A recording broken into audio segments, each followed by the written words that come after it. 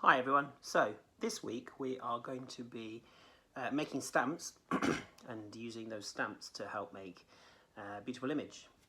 And the things you're going to need for this are things to make the prints out of. So things such as this, they're good, as you can get paint on the end and stamp it down. Sponges are really good. These ones are really quite coarse, they cut really easily, they're quite good to use. And then these ones, bathroom cleaners, these ones, or you could also use the sponges that you use as scouring pads for cleaning dishes. You've got a nice squidgy side, and you've got a coarse side too, so you can use both sides on that.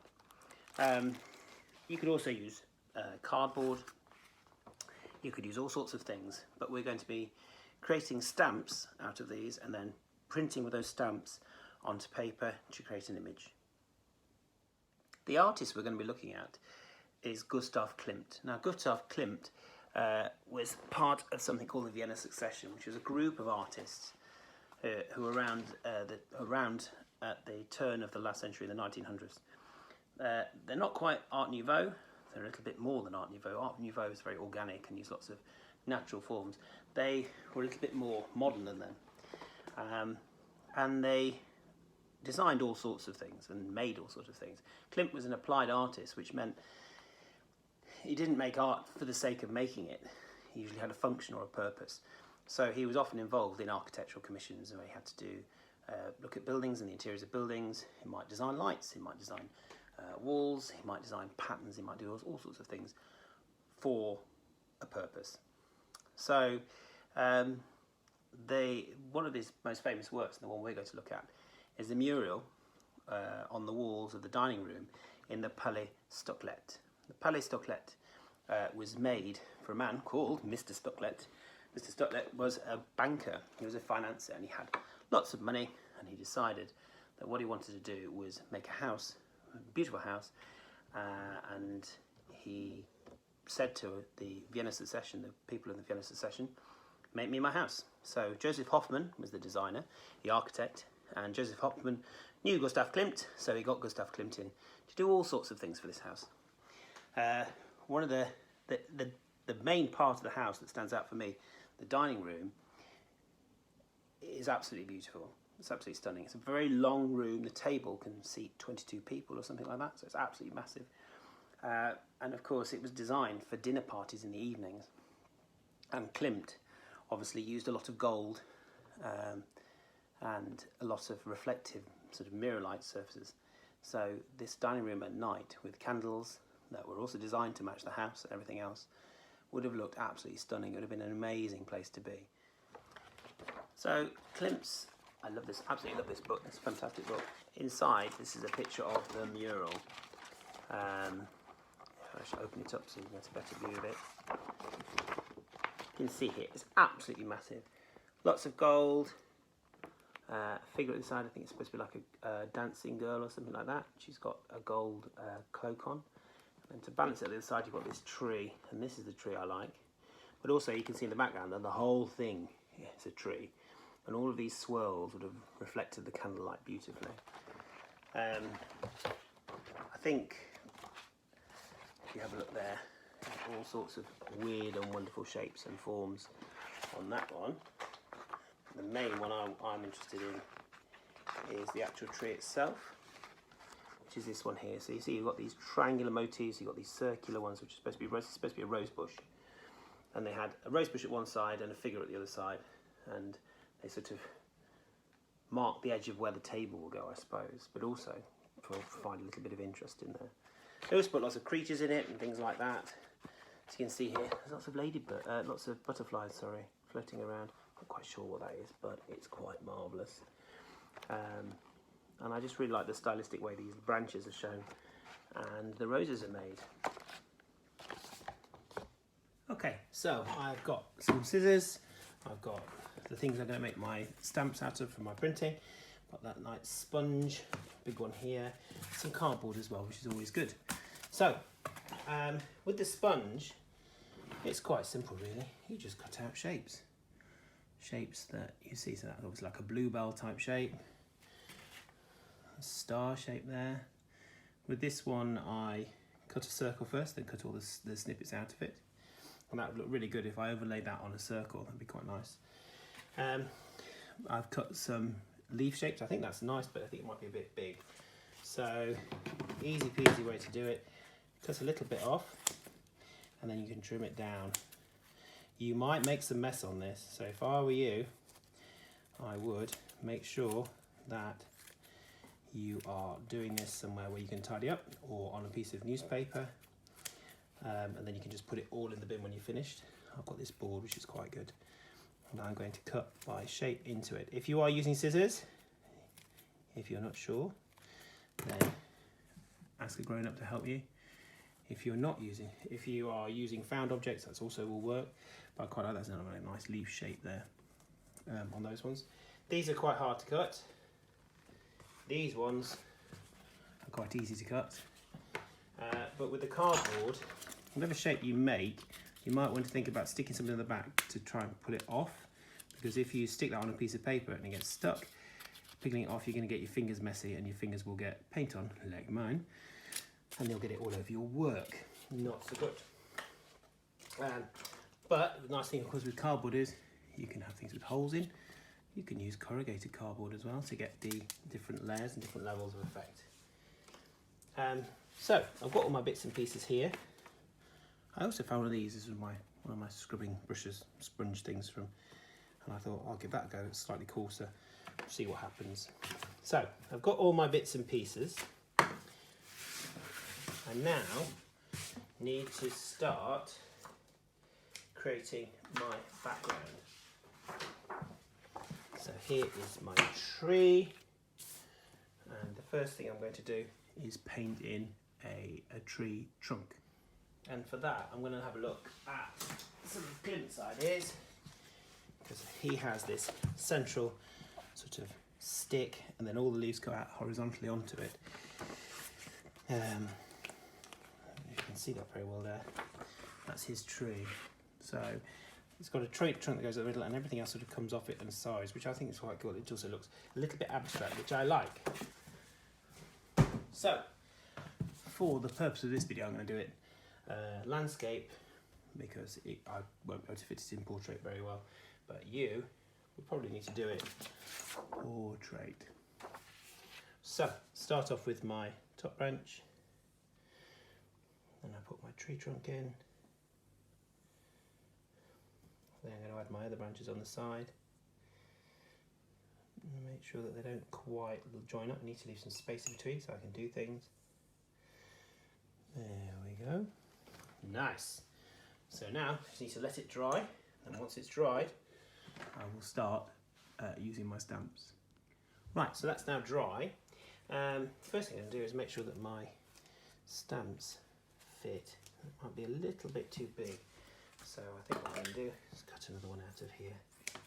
This is the easiest one if you want to cut using scissors. This sort of thin foam one, they're quite nice actually. I think I'm going to use one about that big. That's great. So what I've got here is I've got some green and white paint, which I've got around. I could always use watercolours and use a wash, and I'm just going to give it a quick mix up. I'm not going to mix it up completely though, because I don't want it to be completely muddled up. I'm actually also going to add a little bit of blue, but not much blue, because blue is a dark colour, it's very powerful, it will take over. So with that in mind, get a good squidge, make sure I've got paint all the way through it, and I'm going to start from the middle of my trunk. Be careful, if you're holding it like this, you see you get little bits of paint here. That's what you want to try and watch out and try and avoid. Right, mix it with a different colour this time. Slightly different colour.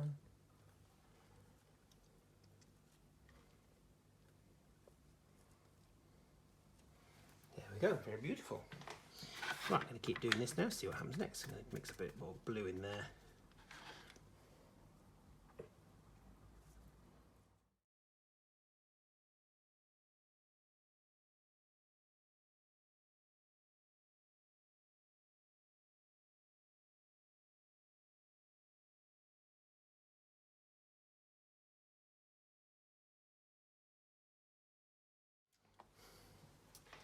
And there we go. So I've got a few splodges around, not the end of the world.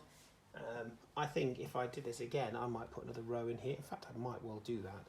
I might put another row in there to make it a bit fuller. That's the basic idea of your printing. A simple one using a triangle. I'm going to have a go at another one now.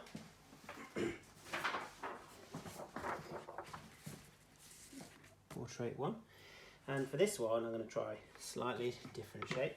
I'm also going to try a different medium. I'm going to try cardboard.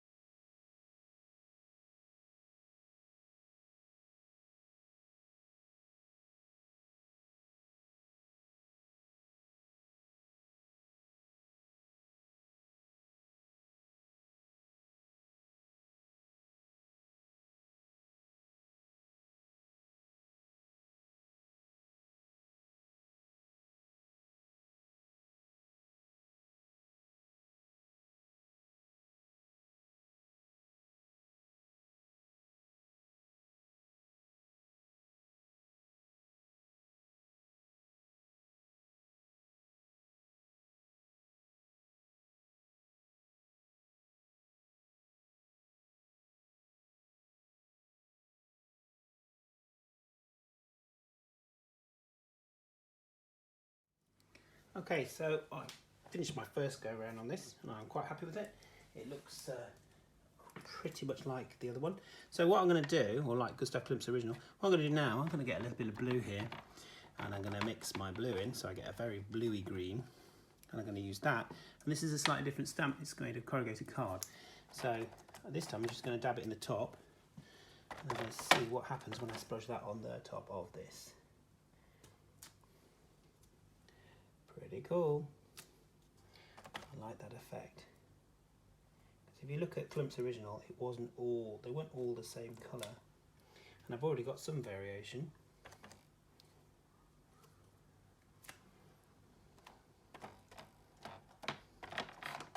Be careful if you're stamping, you don't get too much paint on. And if you're not using acrylic paint, using the water-based paints is probably a bit easier. This is quite sticky, this stuff. As you can see there, I start to get different lines, different sort of feeling to the leaves. I'm not going to do them all. I'm going to leave some clear. I'll do that one. I'll also add one there. So there, I've got layering happening there. The last thing I need to do is put some roses on. So for that one, I'm going to use a bit of red, because roses are red, violets are blue, etc, etc, etc. So, a bit of red paint in the corner.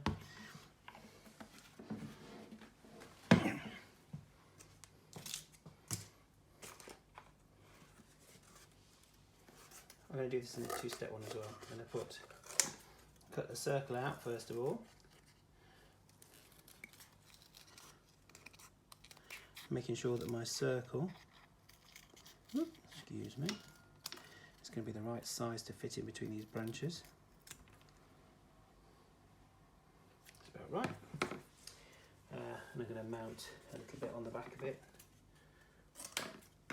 I could have done it in sponge, but I want to use the sponge in a bit, so.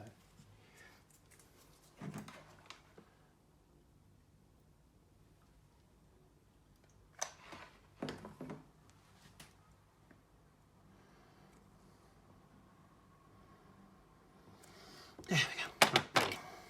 Oops, there we don't go. Not quite dry enough yet.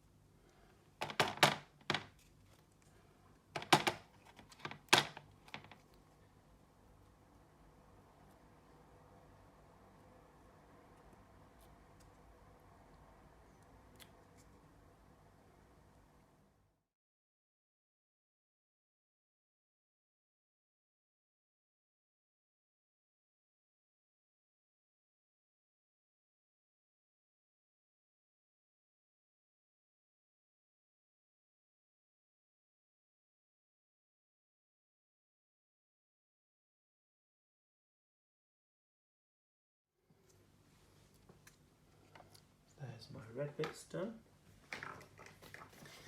I'm going to let that dry for 1 second, and in the meantime I'm going to cut out a circle of this foam, and I'm going to overlay it again. So there's my circle. This time I'm just going to use a little bit of the white. Just going to tap on the top like that. Give it a swirl. And that way it gives the illusion of a flower.